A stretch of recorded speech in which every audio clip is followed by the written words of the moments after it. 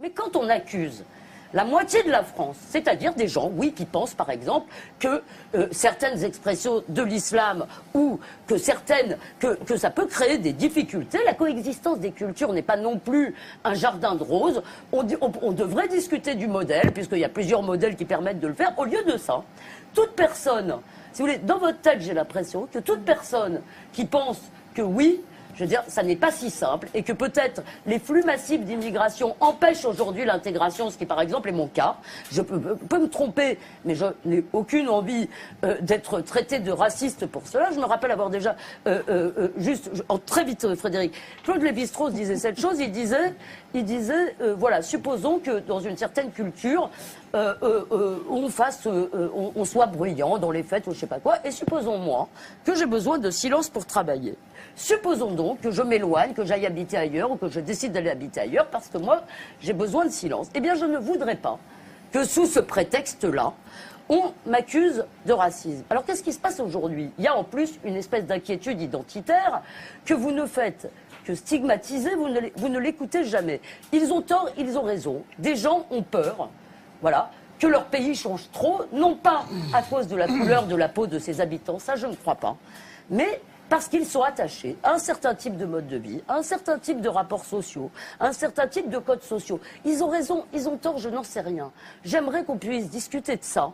Mais je pense que la prise en compte de la complexité, de la nuance est importante. Si vous traitez de raciste toute personne qui pense des choses pareilles, si vous traitez de raciste toute personne, si vous voulez, qui dit qu'il peut y avoir des problèmes avec l'immigration, alors les gens vont finir par se dire que c'est pas très grave d'être raciste. Moi, je ne confonds pas raciste et assimilationniste, par exemple. Hein. Je pense que vous parlez de gens qui aimeraient que les étrangers qui viennent épousent, je ne sais pas, le mode de vie d'ici, la culture d'ici, un peu plus. Mais on peut discuter de ça. Et donc, qui souffrent de voir le monde changer autour d'eux, leur culture disparaître, peut-être. En tout cas, être menacé d'après eux de disparition. Moi, ça m'intéresse beaucoup, cette réflexion-là. Parce que si on l'amène jusqu'à son terme, ou bien si peut-être on commence par le commencement, on dira que les subsahariens d'aujourd'hui, par exemple, ont vu déferler sur eux un monde qu'ils ne connaissaient pas et qu'ils se débattent toujours avec. Hein? C'est ça, la colonisation. C'est la disparition du monde connu.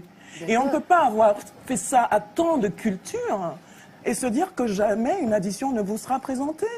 C'est impossible. Ah ben oui. Vous pensez que c'est l'addition? Mais c'est l'histoire. C'est la conséquence. C'est l'histoire. C'est la conséquence de l'histoire. Ah bon, bah donc moi je croyais... C'est pas un calcul. Donc vous dites c'est une Je pense que c'est le fait. Présenter la facture, Je pense que c'est un fait. Je pense que les gens ne comprennent pas le monde dans lequel ils doivent vivre dans certains espaces et qu'ils pensent que ce sera mieux ailleurs. Ils n'arrivent pas à savoir quoi en faire de ce monde qu'on leur a laissé et dont ils n'ont toujours pas les clés. Hein? Et donc voilà, ils essayent de survivre, les gens. Ils essayent de survivre, les gens. Je pense que c'est un peu dangereux de dire cette affaire de facture. Mais je pense que, mais peut-être que c'est exagéré, mais je le dis. Je le dis. Je suis une personne sensible, je ne suis pas une intellectuelle, je suis une artiste. Donc je pense que je peux m'exprimer de manière un peu émotive et qu'on m'excusera. On m'excusera pour ça. Mais je crois que sur le fond, je n'ai pas complètement tort. Hein, sur la disparition du monde connu, on peut en parler, hein, de la disparition du monde connu dans plein d'espaces. Les Amérindiens peuvent en parler, les Subsahariens peuvent en parler. Et qui a fait disparaître le monde connu? Et donc les gens qui ont souffert doivent... Non, je ne dis pas ça, mais je dis que l'être humain cherche l'endroit où il peut survivre. Oui, mais ça... Et qu'aujourd'hui, par exemple, un espace comme l'Afrique subsaharienne n'appartient pas aux subsahariens, mais aux multinationales occidentales, et que c'est un droit pour les gens d'aller survivre ailleurs. Et c'est cet ailleurs, c'est l'Europe, pour eux, de manière logique, ils vont venir, et ils vont venir avec leur bagage identitaire, ce qu'il en reste du moins. Hein, parce que les gens ne sont pas des coquilles vides. Et peut-être qu'on peut aussi s'adapter un peu et faire un peu comme les Romains avant. Ils s'adaptent en restant un peu eux-mêmes. Ils s'adaptent en restant un peu eux-mêmes parce que c'est tout ce qu'il leur reste.